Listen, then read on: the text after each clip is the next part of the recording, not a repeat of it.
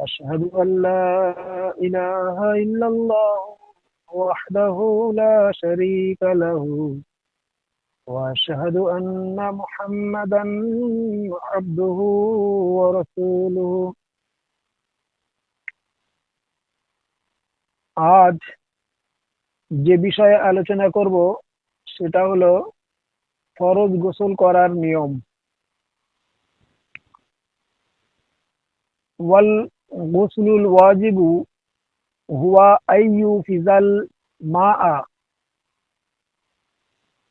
আলা জামি'i বাদানিহি আও ইয়ানগামিসা ফিহি মা'আল মাজমাজাতি ওয়াল ইস্তিনশাকি আদ-দালকু মা ইউমকিনু দালকুহু। হাদিসে রেওয়ায়েতে এসেছে যে ওয়াজিব গোসলের পদ্ধতি এই যে মানুষ তার সম্পূর্ণ দেহটাকে পানি দ্বারা পূর্ণরূপে ধৌত করবে এবং পানি দ্বারা গড়গড়া সহিত কুল্লি করবে এবং নাকের মধ্যে পানি প্রবেশ করাবে এবং যে সমস্ত অঙ্গ প্রত্যঙ্গগুলিতে পানি পৌঁছানো সম্ভব হবে সেই স্থানটাকে ভালোভাবে পানি দিয়ে পরিষ্কার করতে হবে। ইসলামী পরিভাষায় যাকে বলা হয় বা ইসলামী ব্যাকরণগত যার অর্থ গোসল করার পদ্ধতি এটাই। মসলাটি এসেছে আল ফিকহুল ইসলামী ওয়াদিল্লাতিহি প্রথম খণ্ড 512 নম্বর মসলা, কাশফুল কানায়ে প্রথম খণ্ড 158 নম্বর মসলা, বুনিয়াতুল মুহতাজ প্রথম খণ্ড 68 নম্বর মসলা আর রওজাতুন নাদিয়া প্রথম খণ্ড 163 নম্বর মসলা। উক্ত মসলার বিষয়ে হাদিস বর্ণিত আছে, অর্থাৎ হযরত আলী রাদিয়াল্লাহু তাআলা আনহু থেকে বর্ণিত, হযরত নবী সাল্লাল্লাহু তাআলা আলাইহি ওয়াসাল্লাম বলেন, মান তারাকা মাউজুয়া শা'রাতুম মিন জানাবাতিল লাম ইয়াগসিলুহা ফুইলা বিহি কাজা ওয়া কাজা মিনান নার। অর্থাৎ যে ব্যক্তি ফরজ গোসলের সময় এক চুল পরিমাণ শরীরের কোনো অংশ না ধুয়ে বাদ দেবে তার সাথে জাহান্নাম এইরূপ ব্যবহার করবে, অর্থাৎ কিয়ামতের দিনে তাকে শাস্তি দেওয়া হবে। হাদিসটি এসেছে যায়িফ আবু দাউদ 47 নম্বর হাদিস, কিতাবু তাহারাত, বাবু ফিল গুসলা মিনাল জানাবাতে, ইরওয়াইল গালিল 133 নম্বর হাদিস, ইবনে মাজা 599 নম্বর হাদিস, বাইহাকি প্রথম খণ্ড 115 নম্বর হাদিস, আবু নাইম ফিল হুলিয়া চতুর্থ খণ্ড 20 নম্বর হাদিস, দারমি প্রথম খণ্ড 192 নম্বর হাদিস, ইবনে আবি শাইবা প্রথম খণ্ড 100 নম্বর হাদিস। উক্ত হাদিসটির বিষয়ে দুনিয়ার হাফেজ ইবনে হাজার আসকালানী রাহমাতুল্লাহ আলাইহি হাদিসের সনদকে সহিহ বলেছেন। বইটির নাম তালখিসুল হাবির প্রথম খণ্ড 124 নম্বর ব্যাখ্যা। উক্ত হাদিসটির সম্পর্কে শাহ হাজম আলী কাজী রাহমাতুল্লাহ আলাইহি এই হাদিসকে সহিহ বলেছেন। আর তালিক ওয়ালা সুবুলুস সালাম প্রথম খণ্ড 203 নম্বর মসলা। ফরজ গোসলের সময় কুল্লি করা ও নাকের মধ্যে পানি প্রবেশ করানোর ব্যাপারে আইম্মায়ে ফুকাহাদের মধ্যে মতভেদ আছে, সে বিষয়ে আপনাদের সম্মুখে আমি উপস্থাপন করছি। যেমন ইমাম আবু হানিফা রহমতুল্লাহ আলাইহি ও ইমাম আহমদ বিন হাম্বল রহমতুল্লাহ আলাইহি বলেন ফরজ গোসলের সময় কুল্লি করা ও নাকের মধ্যে পানি দেওয়া ওয়াজিব, কিন্তু ইমাম আনাস বিন মালিক রহমতুল্লাহ আলাইহি ও ইমাম মুহাম্মদ বিন ইদ্রিস শাফিঈ রহমতুল্লাহ আলাইহি বলেন ফরজ গোসলের সময় কুল্লি করা ও নাকের মধ্যে পানি দেওয়া ওয়াজিব নয়। এই দুটি মত পোষণ করা হয়েছে। মসলাটি এসেছে বেদায়াতুল মুস্তাহিদ প্রথম খণ্ড 42 নম্বর মসলা, আল মাহজি প্রথম খণ্ড 31 নম্বর মসলা, ফাতুল কাদির প্রথম খণ্ড 38 নম্বর মসলা, আদ-দুররুল মুখতার প্রথম খণ্ড 140 নম্বর মসলা, মারাকিল ফালাহ 18 পৃষ্ঠা, আল লুবাব প্রথম খণ্ড 20 নম্বর মসলা, আশ-শারহুস সাগীর প্রথম খণ্ড 166 নম্বর মসলা, আশ-শারহুল কবীর প্রথম খণ্ড 133 নম্বর মসলা, আল কাওয়ানিরুল ফিকহিয়াতে 26 পৃষ্ঠা, মুগনি আল মুহতাজ প্রথম খণ্ড 72 নম্বর মসলা, সুবুলুস সালাম 204 নম্বর মসলা। এই সকল ফতোয়ার কিতাবে ওই ইমামদের ইখতিলাফ বর্ণনা করা হয়েছে এবং দুই ধরনের ইখতিলাফ রয়েছে। একদল বলেছেন কুল্লি করা এবং নাকের মধ্যে পানি প্রবেশ করানো, অর্থাৎ গড়গড়া সহিত কুল্লি করা এবং নাকের মধ্যে পানি প্রবেশ করানো হচ্ছে ওয়াজিব। মানে এই ওয়াজিব হওয়ার পক্ষে ইমাম আবু হানিফা রহমতুল্লাহ আলাই এবং ইমাম আহমদ বিন হাম্বল রহমতুল্লাহ আলাই মত পোষণ করেছেন, এবং ওয়াজিব না হওয়ার পক্ষে ইমাম আনাস বিন মালিক রহমতুল্লাহ আলাই এবং ইমাম মোহাম্মদ বিন ইদ্রিস শাফি রহমতুল্লাহ আলাই মানে এরা না করার পক্ষে মত পোষণ করেছেন। অর্থাৎ গড়গড়া সহিত কুল্লি করা এবং নাকের মধ্যে পানি দেওয়া ওয়াজিব নয়, বরং মুস্তাহাব। এ বিষয়ে হাদিস বর্ণিত হয়েছে। উম্মুল মুমিনিন হযরত আয়েশা রাদিয়াল্লাহু তাআলা আনহা থেকে বর্ণিত, হযরত নবী সাল্লাল্লাহু আলাইহি সাল্লাম যখন ফরজ গোসল করতেন তখন এইরূপ করতেন, যেমন প্রথমে দুটি হাত ধুইতেন,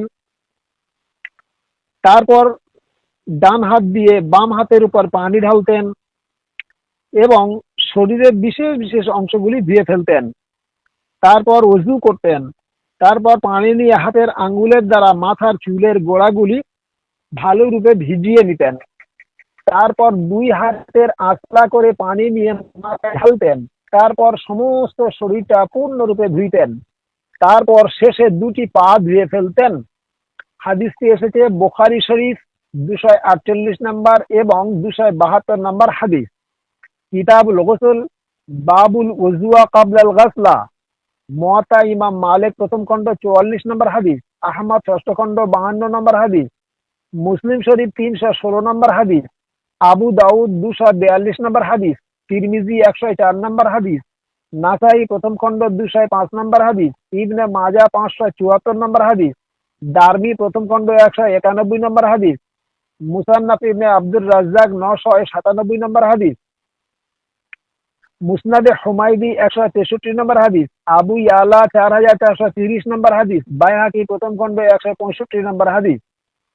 এতগুলি হাদিস গ্রন্থে হযরতে উম্মুল মুমিনিনা হযরত মা আয়েশা সিদ্দিকা রাদিয়াল্লাহু তাআলা আনহার ওই হাদিসটি বর্ণিত হয়েছে। এই মসলায় আরেকটি হাদিস পাওয়া যায় হযরতে মাইমুনা রাদিয়াল্লাহু তাআলা আনহা থেকে। হযরতে মাইমুনা রাদিয়াল্লাহু তাআলা আনহা বলেন, হযরত নবী সাল্লাল্লাহু আলাইহি ওয়াসাল্লামের জন্য পানি রাখতাম, তিনি সাল্লাল্লাহু আলাইহি ওয়াসাল্লাম তা দিয়ে এরূপ ভাবে গোসল করতেন, যেমন বলছেন যে তিনি সাল্লাল্লাহু আলাইহি সাল্লাম প্রথমে দুটি হাতে পানি নিয়ে 2-3 বার ধুইতেন, তারপর ডান হাত দিয়ে বাম হাতে পানি দিয়ে লজ্জাস্থানকে ধুইতেন, তারপর দুটি হাত মাটিতে রগড়াতেন, তারপর কুল্লি করতেন, তারপর নাকে পানি দিয়ে একই সাথে মুখমণ্ডলটা ধুইতেন এবং দুটি হাত ধুইতেন, তারপর 3 বার মাথা ধুইতেন, তারপর সমস্ত শরীরটা ধুয়ে ফেলতেন, তারপর সেই জায়গা থেকে সরে গিয়ে বা গাসলা রিজলাইহে দুটি পা ধুয়ে ফেলতেন। হাদিসটি এসেছে আহমদ ষষ্ঠ খণ্ড 330 নম্বর হাদিস, বুখারী 257 নম্বর হাদিস, কিতাবুল গোসল, বাবুল গাসলা মাররাতাও ওয়াহিদা, মুসলিম 317 নম্বর হাদিস, দারমি প্রথম খণ্ড 191 নম্বর হাদিস, আবু দাউদ 45 নম্বর হাদিস, তিরমিজি 103 নম্বর হাদিস, নাসাই প্রথম খণ্ড 204 নম্বর হাদিস, ইবনে মাজাহ 573 নম্বর হাদিস, বাইহাকি প্রথম খণ্ড 173 নম্বর হাদিস। এ বিষয়ে আরেকটি হাদিস বর্ণিত হয়েছে, অর্থাৎ হযরতে মা আয়েশা সিদ্দিকা রাদিয়াল্লাহু তাআলা আনহা বর্ণনা করেন, কানা রাসূলুল্লাহ সাল্লাল্লাহু তাআলা আলাইহি ওয়াসাল্লাম লা ইয়াতাওয়াজ্জা বাদাল গাসলা, অর্থাৎ হযরত নবী সাল্লাল্লাহু আলাইহি ওয়াসাল্লাম গোসলের পরে ওযু করতেন না।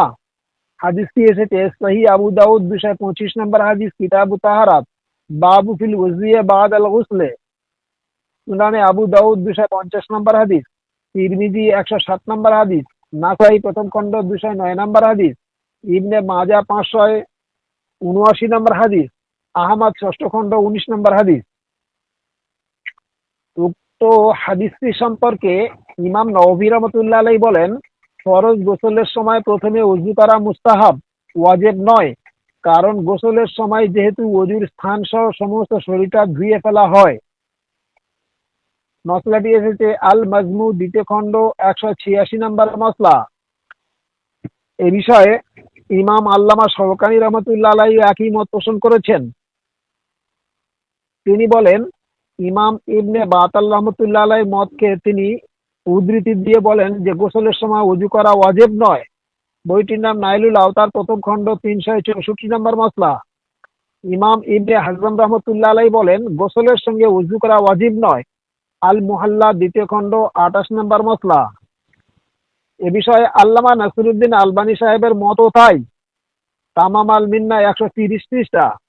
হযরতে আয়েশা রাদিয়াল্লাহু তাআলা আনহা থেকে আরেকটি হাদিস বর্ণিত হয়েছে। উম্মুল মুমিনিন হযরত আয়েশা রাদিয়াল্লাহু আনহা বর্ণনা করেন, হযরত রাসূলুল্লাহ সাল্লাল্লাহু আলাইহি সাল্লামের ফরজ গোসল সম্পর্কে তিনি বর্ণনা করে বলছেন যে তিনি সাল্লাল্লাহু আলাইহি সাল্লাম স্বীয় মাথাকে ডান দিক দিয়ে ধোয়া শুরু করতেন, তারপর বাম দিক দিয়ে ধুইতেন। হাদিসটি এসেছে বুখারী শরীফ 258 নম্বর হাদিস, কিতাবুল গোসল, বাবু মান বাদা বাদা বিল হালাবে আও আতাইয়েবু ইনদাল গোসল।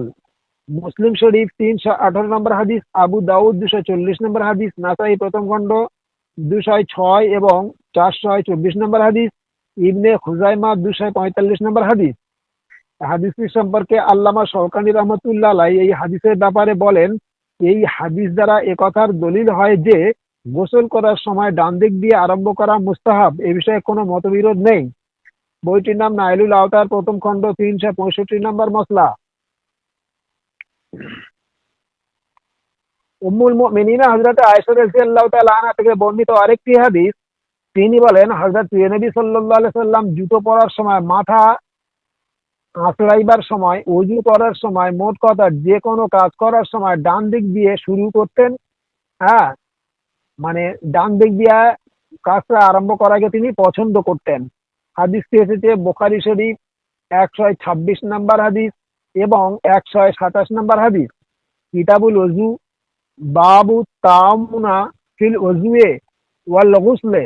মুসলিম শরীফ 628 নম্বর হাদিস, আবু দাউদ 4140 নম্বর হাদিস, তিরমিজি 608 নম্বর হাদিস, নাসাই প্রথম খণ্ড 78 নম্বর হাদিস, ইবনে মাজাহ 401 নম্বর হাদিস, আবু আওয়ানা প্রথম খণ্ড 222 নম্বর হাদিস, শারহুস সুন্নাহ প্রথম খণ্ড 310 নম্বর হাদিস। উক্ত হাদিসটি সম্পর্কে ইমাম নওয়াবী রহমতুল্লাহ আলাইহি বলেন, প্রতিটি ভালো কাজ ডান দিক দিয়ে আরম্ভ করা এবং প্রত্যেকটি মন্দ কাজ বাম দিক দিয়ে আরম্ভ করা তো শরীয়তের নির্ধারিত সংবিধান। শরহে মুসলিম, দ্বিতীয় খণ্ড, 163 নম্বর ব্যাখ্যা। হযরতে জাবের রাদিয়াল্লাহু তাআলা আনহু থেকে বর্ণিত, হযরত নবী সাল্লাল্লাহু আলাইহি ওয়াসাল্লাম গোসল করার সময় স্বীয় মাথায় 3 বার পানি ঢালতেন। হাদিসটি এসেছে বুখারী 255 নম্বর হাদিস, কিতাবুল গোসল, বাবু মিন আফাজা আলা রামাইয়ে সালাসান। হাদিসটি সম্পর্কে ইমাম নওয়াবী রহমতুল্লাহ আলাইহি বলেন, এই মসলায় কোনো মতবিরোধ নেই। শরহে মুসলিম, দ্বিতীয় খণ্ড, 246 নম্বর ব্যাখ্যা। তবে ফরজ গোসলে মাথায় একবার পানি ঢাললে ওয়াজিব আদায় হয়ে যায়। যেমন হযরত মাইমুনা রাদিয়াল্লাহু আনহা থেকে বর্ণিত হাদিসে আছে, বুখারী শরীফ 257 নম্বর হাদিসে বর্ণনা করা হয়েছে, কিতাবুল গোসল, বাবুল গোসল মাররাতান ওয়াহিদা। হযরতে উম্মে সালমা রাদিয়াল্লাহু তাআলা আনহা থেকেও আরেকটি হাদিস বর্ণিত হয়েছে। তিনি বলেন, আমি হযরত রাসূলুল্লাহ সাল্লাল্লাহু আলাইহি ওয়াসাল্লামকে জিজ্ঞাসা করলাম, ইয়া রাসূলুল্লাহ সাল্লাল্লাহু তাআলা আলাইহি ওয়াসাল্লাম, আমি বেউনি গেথে চুল নোটন বাঁধি, ফরজ গোসল ও হায়েজ গোসলে কি চুল খুলে গোসল করতে হবে? হযরত নবী সাল্লাল্লাহু আলাইহি সাল্লাম বললেন, না, বরং 3 আসলা পানি মাথায় ঢাললে যথেষ্ট হয়ে যাবে। হাদিসটি এসেছে আহমদ 6ষ্ঠ খণ্ড, 315 নম্বর হাদিস, মুসলিম 330 নম্বর হাদিস, কিতাবুল হায়েজ, আবু দাউদ 251 নম্বর হাদিস, তিরমিজি 105 নম্বর হাদিস, নাসাই প্রথম খণ্ড 131 নম্বর হাদিস, ইবনে মাজাহ 603 নম্বর হাদিস। এই হাদিসগুলিতে হযরতে উম্মুল মুমিনিন উম্মে সালমা রাদিয়াল্লাহু তাআলা আনহার বর্ণিত হাদিসটি বর্ণনা করা হয়েছে। তিনি বলেন, আমি রাসূলুল্লাহ সাল্লাল্লাহু আলাইহি ওয়াসাল্লামকে জিজ্ঞাসা করেছিলাম, ইয়া রাসূলুল্লাহ, আমি যখন গোসল করি, অর্থাৎ ফরজ গোসল যখন করি কিংবা হায়েজের পরে যখন আমি গোসল করি, তো কোনো সময় এমতো অবস্থায় আমার মাথা বাঁধা থাকতো, অর্থাৎ মাথার চুল বেউনি গাঁথা থাকতো এবং তার নোটনও বাঁধা থাকতো। তো এমতো অবস্থায় আমি কি নোটন খুলবো বা বেউনি গাঁথা চুল খুলে কি গোসল করব? রাসূলুল্লাহ সাল্লাল্লাহু আলাইহি সাল্লাম তখন নির্দেশ দিয়েছিলেন যে না, বরং 3 আখলা পানি নিয়ে ওই মাথার চুল বাঁধা অবস্থায় মাথায় ঢাললে যথেষ্ট হয়ে যাবে। এ বিষয়টা নিয়ে অনেক মৌলবাদীদের বিভিন্ন ধরনের মত আছে। বিভিন্ন ধরনের মশলা, বিভ্রান্তকর মশলা রয়েছে, এবং সেই বিভ্রান্তদের মধ্যে আপনারা পড়বেন না।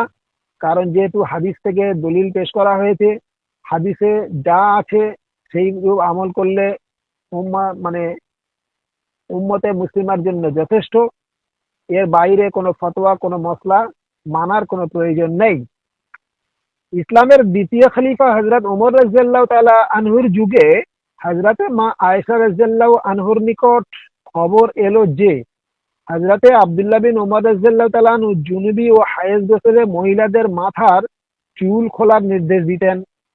তখন উম্মুল মুমিনিনা হযরতে আয়েশা রাদিয়াল্লাহু আনহা আশ্চর্য হয়ে বললেন যে মনে হয় এ বিষয়ে হযরতে আব্দুল্লাহ বিন ওমরের জানা নেই, কারণ এর থেকে ভালো ইবনে ওমর যেন মহিলাদের মাথা নেড়া হওয়ার অনুমতি দেয়। মানে খুব রেগে গেলেন। রেগে গিয়ে তিনি এই কড়া ভাষাটা বলে ফেললেন যে হযরত আব্দুল্লাহ বিন ওমর যেন মহিলাদের নেড়া হওয়ার কথা বলেন, কারণ চুলের যদি এত সমস্যা থাকে যে চুল বেউনি খুলতে হবে, নোটন খুলতে হবে, চুলের মধ্যে পানি প্রবেশ করাতে হবে, ভালোভাবে চুল ধুইতে হবে, ইত্যাদি ইত্যাদি, এত কড়া নির্দেশ না দিয়ে তিনি যেন এই নির্দেশটা দেন, অর্থাৎ যে মহিলারা যেন মাথা নেড়া করে ফেলে, আর কোনো ঝামেলা হবে না। কারণ আমি এবং তিনি বলছেন যে কারণ আমি এবং রাসূলুল্লাহ সাল্লাল্লাহু তাআলা আলাইহি ওয়াসাল্লাম একই গোসলখানায় একটি বর্তন থেকে পানি নিয়ে গোসল করতাম।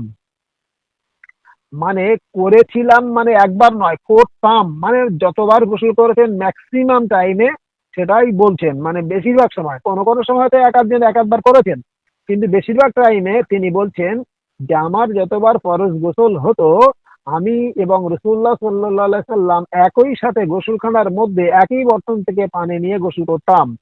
তখন কেবল 3 আখলা পানি মাথায় ঢালতাম রাসূলুল্লাহ সাল্লাল্লাহু আলাইহি সাল্লামের সামনে। হ্যাঁ, মানে তিনি বলছেন আমি 3 আখলা পানি নিয়ে মাথায় ঢালতাম, কিন্তু মাথার চুল খোলার প্রয়োজন মনে করতাম না।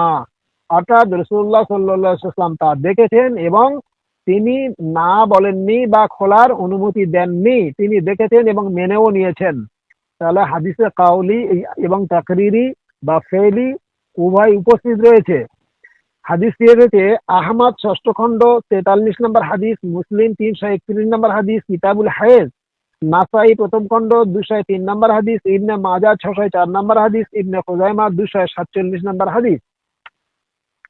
এতগুলি হাদিস গ্রন্থে এই মসলা বর্ণিত হয়েছে, এই হাদিস বর্ণিত হয়েছে। সুতরাং আল্লাহ তাআলা যেন আমাদেরকে সঠিক বোঝার তৌফিক দান করেন, আমরা এটা যেন সঠিকভাবে বুঝতে পারি। এরপরে আমরা যে বিষয়ে আলোচনা করব তা হলো হযরত নবী সাল্লাল্লাহু আলাইহি সাল্লাম কতটা পানি দিয়ে গোসল ও ওযু করতেন। তিনি যখন ওযু করতেন তার কতটা পরিমাণে পানি লাগতো, এবং যখন গোসল করতেন এবং কতটা পরিমাণে পানি লাগতো। আমাদের গ্রাম অঞ্চলে হয়তো পুকুরের সিস্টেম রয়েছে, কিন্তু আরব দুনিয়াতে যেহেতু মরুভূমি এলাকা, পুকুরের সিস্টেম নেই, তাই কুয়ার জল এবং বালতি দিয়ে বা অন্যান্য কিছু দিয়ে ডোল দিয়ে তোলা হতো। অনেক কষ্ট হতো, পানির ক্রাইসিস ছিল খুব বেশি। বর্তমানে হয়তো পানির ক্রাইসিস নেই, কিন্তু ওই সময় পানির ক্রাইসিস ছিল। তো যাই হোক, সংবিধানটা কি যে কতটুকু পানি হলে মোটামুটি হয়ে যাবে, সে যতই পানি বেশি থাক বা নাই থাক। পানি বেশি থাকলেও যে ইচ্ছা মতন করে পানি ব্যবহার করব তারও কোনো প্রয়োজন নেই, কিন্তু কতটুকু পানি ব্যবহার করলে সংবিধান অনুযায়ী মশলাটা সঠিক হবে এবং শুদ্ধ হবে, সে বিষয়ে আলোচনা। হযরতে আনাস রাদিয়াল্লাহু তাআলা আনহু থেকে বর্ণিত, কানান নবী সাল্লাল্লাহু আলাইহি ওয়াসাল্লাম ইয়াগতাসিলু বিসায়ে ইলা খামসাতা আমদাদিন ওয়া ইয়াতাওয়াজ্জা বিল মাদে। অর্থাৎ হযরত নবী সাল্লাল্লাহু আলাইহি সাল্লাম 1 সা অর্থাৎ 4 লিটার থেকে 5 লিটার পানি দিয়ে গোসল এবং 1 লিটার পানি দিয়ে ওযু করতেন। তো 1 সা পরিমাণ হচ্ছে পানির পরিমাণ হচ্ছে 1 সা পরিমাণ 4 লিটার অথবা 5 লিটার। তো তো তিনি 4 লিটার পানি দিয়ে গোসল করতেন, 1 লিটার পানি দিয়ে তিনি ওযু করতেন। অল টোটাল 4 থেকে 5 লিটার পানি হলে তার ওযু গোসল একসাথে হয়ে যেত। হাদিসটি এসেছে বুখারী শরীফ 201 নম্বর হাদিস, কিতাবুল ওযু, বাবুল ওযু বিল মাদে। মুসলিম শরীফ 325 নম্বর হাদিস, আহমদ তৃতীয় খণ্ড 112 নম্বর হাদিস, নাসাই প্রথম খণ্ড 57 নম্বর হাদিস, দারমি প্রথম খণ্ড 17 নম্বর হাদিস, ইবনে আবি শাইবা প্রথম খণ্ড 56 নম্বর হাদিস, ইবনে খুজাইমা 116 নম্বর হাদিস। আরেকটি হাদিসে বর্ণিত আছে হযরত নবী সাল্লাল্লাহু আলাইহি সাল্লাম 9 লিটার পানি দিয়েও গোসল করতেন। হাদিসটি এসেছে বুখারী 25 নম্বর হাদিস, কিতাবুল গোসল, বাবু গোসলা রাজুলে মা ইমরাতাহু। মুসলিম 319 নম্বর হাদিস, আহমদ ষষ্ঠ খণ্ড 37 নম্বর হাদিস, হুমাইদি 159 নম্বর হাদিস, আবু দাউদ 238 নম্বর হাদিস, নাসাই প্রথম খণ্ড 127 নম্বর হাদিস, ইবনে মাজা 376 নম্বর হাদিস। এই সকল হাদিস গ্রন্থে উক্ত বিষয়টি বর্ণনা করা হয়েছে, অর্থাৎ কতটা পরিমাণে পানি নিয়ে রাসূলুল্লাহ সাল্লাল্লাহু আলাইহি ওয়াসাল্লাম গোসল করতেন এবং ওযু করতেন। এবারে যে বিষয়ে বর্ণনা করব সেটা হলো গোসল করার সময় ছতর ঢেকে পর্দার মধ্যে গোসল করা আবশ্যকীয় কি না। অনেকে গোসলখানার মধ্যে গিয়ে উলঙ্গ অবস্থায় গোসল করেন, কেউ কেউ আবার মানে এখন আমাদের দেশে পুষ্করিণী রয়েছে, সানে অনেক পর্দার ব্যবস্থা করা আছে, তো সেই সানের পুকুরে গিয়ে বা পুষ্করিণীতে গিয়ে উলঙ্গ অবস্থায় একেবারে ন্যাংটা হয়ে গোসল করা জায়েজ আছে কি না।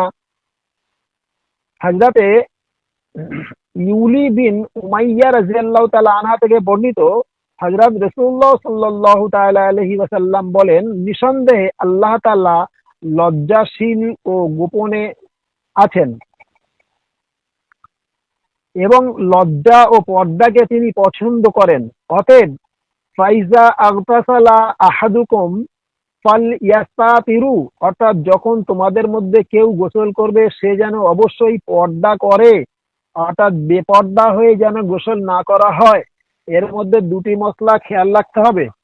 1 নম্বর, গোসলখানা যাদের আছে তো দরজা বন্ধ করে দিয়ে ঘরের মধ্যে গোসল করাটা মানে সেটাও একটা পর্দা স্বরূপ।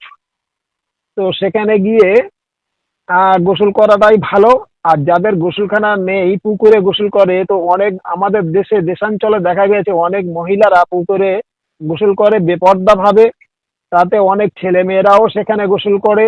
এই বেপর্দার সাথে গোসল করতে রাসূলুল্লাহ সাল্লাল্লাহু আলাইহি সাল্লাম নিষেধ করেছেন। সেজন্য তিনি সাল্লাল্লাহু আলাইহি সাল্লাম বলছেন, ফাইজা আগতাসালা আহাদুকুম, তোমাদের মধ্যে হতে যখন কেউ গোসল করবে ফাল ইয়াস্তাতিরু, অর্থাৎ সে যেন অবশ্যই পর্দা করে, সে কাপড় ঘিরে হোক, প্লাস্টিক ঘিরে হোক বা ঘরের মধ্যে হোক। হাদিসটি এসেছে সহিহ আবু দাউদ 3387 নম্বর হাদিস, কিতাবুল হেমাম, বাবুন নাহি আনিত তারি, আবু দাউদ মানে সুনানে আবু দাউদ 4012 নম্বর হাদিস এবং 4013 নম্বর হাদিস, নাসাই প্রথম খণ্ড 200 নম্বর হাদিস, আহমদ চতুর্থ খণ্ড 224 নম্বর হাদিস। এই হাদিসের সম্পর্কে মানে মসলাটির সম্পর্কে আল্লামা শওকানী রহমাতুল্লাহ আলাইহি বলেন, পর্দার মধ্যে গোসল করা ওয়াজিব নয়, তবে মুস্তাহাব। মসলাটির নাম নাইলুল আওতার প্রথম খণ্ড 375 নম্বর মসলা। তো বেপর্দা হয়ে গোসল করলে মানে করা নিষেধ করেছেন রাসূলুল্লাহ সাল্লাল্লাহু আলাইহি ওয়াসাল্লাম। ইনি আবার এনার তরফ থেকে এক্সট্রা মশলা বলে দিয়েছেন যে পর্দার সাথে গোসল করা ওয়াজিব নয়, মুস্তাহাব। তার মানে করলে ভালো, পর্দা করলে ভালো, না করলে কোনো ক্ষতি নেই। মহিলাদের বেপর্দা অবস্থা গোসল করা তো দূরের কথা, বেপর্দা অবস্থায় এমনিতেই চলা চলে না, রাস্তায় হোক, ঘাটে হোক, ঘরে হোক, দূরে হোক, যে কোনো ক্ষেত্রে। সুতরাং এই মশলাটি না মানাই উচিত, হাদিসের উপরে আমল করা ভালো। সতর থাকা আবশ্যকীয় হওয়ার ব্যাপারে অন্য রেওয়ায়েতে আছে, হযরত রাসূলুল্লাহ সাল্লাল্লাহু আলাইহি সাল্লাম বলেন, আহফাজু আওরাতিকা ইল্লা মান জাওজাতিকা আও মা মালাকাত ইয়ামিনিকা, অর্থাৎ নিজের স্ত্রী ও বাঁদী ছাড়া প্রত্যেকের থেকে নিজের সতরকে হেফাজত করতে হবে। পুরুষ যদি হয় নিজের স্ত্রী এবং বাদী মানে ব্যতীত অন্য যে কোনো মহিলার চোখ থেকে আড়াল হতে হবে, এবং যদি মহিলা হয় তো নিজের স্বামী ছাড়া বাকি যে কোনো পুরুষ, মানে পুরুষদের নজর থেকে নিজেকে সতর্ক থাকতে হবে বা আড়াল হতে হবে। হাদিসটি এসেছে সহি আবু দাউদ 3390 নম্বর হাদিস, কিতাবুল হেমাম, বাবু ফি তাহারি, সুনানে আবু দাউদ 4017 নম্বর হাদিস। এই হাদিসগুলিতে পর্দার সম্পর্কে গোসলের বিষয়টি বর্ণনা করলাম। এখন মশলা অনেকেই এটাই বলবেন যে গোসলখানার মধ্যে ঢুকে, যেমন একটা গোসলখানা ঘর রয়েছে, সেখানে যদি একা ঢুকে যায় এবং যদি দরজা বন্ধ করে দেওয়া হয় তো সম্পূর্ণ কাপড় খুলে উলঙ্গ অবস্থায় গোসল করতে পারবে কি না। প্রথম মশলা হলো জায়েজ আছে, কোনো মানে আপত্তি নেই এবং গোনা হবে না। পরবর্তী এই বিষয়ে আরো বর্ণনা করব ইনশাল্লাহ। আজ এই পর্যন্ত। আল্লাহ তাআলা আমাদের প্রত্যেকে তৌফিক দান করুক, আমরা যেন পবিত্র কোরআন ও সুন্নাহ নবীর উপরে আমল করতে পারি। আমিন। ওয়া আখিরি দাওয়ানা আনিল হামদুলিল্লাহি রাব্বিল আলামিন।